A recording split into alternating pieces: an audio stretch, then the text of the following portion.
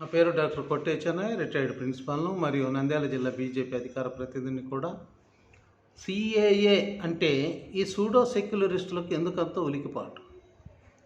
11/3/24 నుంచి citizenship amendment act అంటే CAA అంటే పౌరసత్వ సవరణ బిల్లు అమల్లోకి వచ్చిందని కేంద్ర హోంశాఖ మంత్రులు అమిత్ షా గారు ప్రకటించడంతో దేశంలోని ఈ సూడో సెక్యులరిస్టులు అందరూ కూడా లేచికూర్చున్నారు.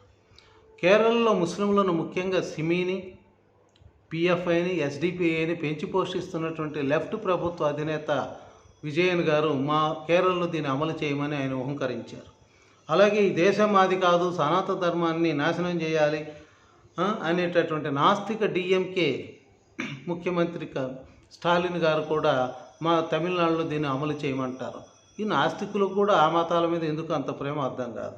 ఇక దీదీ మమతా బెనర్జీ గారు కేవలం ముస్లింల ఆధారంతోనే ఆమె బతికిడుస్తున్నారు. అలాగే ఇంకా ఆయన ఉన్నాడు కేజ్రీవాల్ గారు, అఖిలేష్ యాదవ్ గారు, వీళ్ళు లాలూ ప్రసాద్ యాదవ్ గారు, వీళ్ళందరూ కూడా దీన్ని తీవ్రంగా వ్యతిరేకిస్తూనే ఉన్నారు. సిఏఏ అనేది కేవలం పాకిస్తాన్, బంగ్లాదేశ్, ఆఫ్ఘనిస్తాన్లలో మతహింసకు గురై, మత వివక్షకు గురై, ఆత్మాభిమానాన్ని దెబ్బతిని వాళ్ళ ఆస్తులను, వాళ్ళ చర్చీలను, వాళ్ళ దేవాలయాలను కూలగొట్టించుకొని ఆత్మాభిమానం తట్టుకోలేక చిత్రహింసలు పాలైనటువంటి ఆ జనాలు ఆదుకోవటానికి ఆ మత వివక్షకు గురైనటువంటి హిందువులు, సిక్కులు, బౌద్ధులు, జైనులు, క్రిస్టియన్లు, పార్సీల కొరకు ఈ పౌరసత్వ సవరణ బిల్లు తెచ్చారు. ముస్లింలకు ఎందుకు ఇవ్వరు? వారి పట్ల వివక్ష ప్రదర్శించడం అన్యాయము, అక్రమము అని వీరి ఆరోపణ. నిజంగా కూడా ప్రపంచంలో హిందువులు, సిక్కులు, బౌద్ధులు, జైనులు, క్రిస్టియన్లు, పార్సీలు వీళ్ళందరికీ దిక్కు భారతదేశం ఒక్కటే. ఇక ముస్లింలకు ముస్లిం దేశాలైన పాకిస్తాన్, బంగ్లాదేశ్, ఆఫ్ఘనిస్తాన్లు ఎందుకు వాళ్ళను వేధిస్తారు, ఎందుకు చిత్రహింసలకు గురి చేస్తారు మత విషయం పరంగా?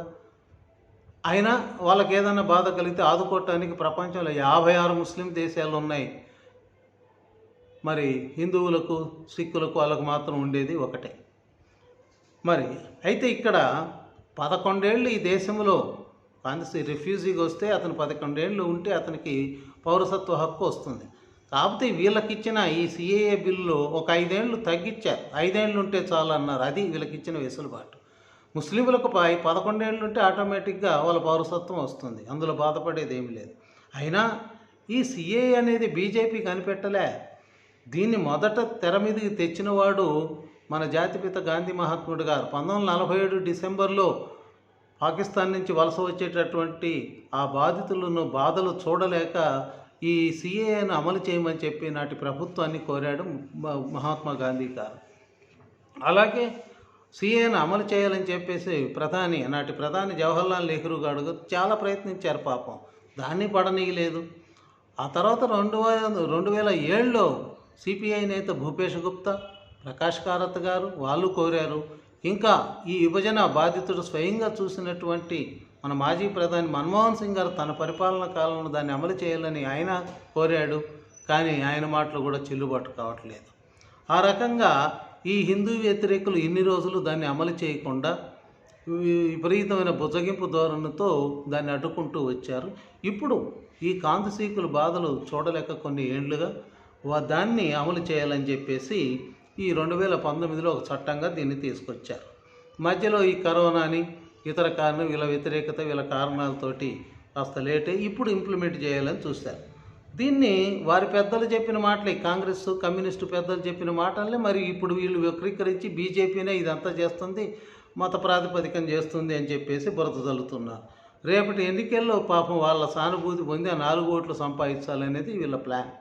అది అర్థమైంది. మొదటి నుంచి కూడా ఈ దేశాన్ని బుజ్జగింపు రాజకీయాలతోనే భ్రష్టు పట్టిస్తున్నారు. దాన్ని అడ్డుకోవాలని బీజేపీ తీవ్రంగా ప్రయత్నిస్తుంది. మరి అసలు దేశం కోసం, ఈ సంస్కృతి కోసం, ఈ జాతి కోసం ఎవరు పాటుపడుతున్నారు అనేది జనాలు గమనించాలి, ఆదరించాలి.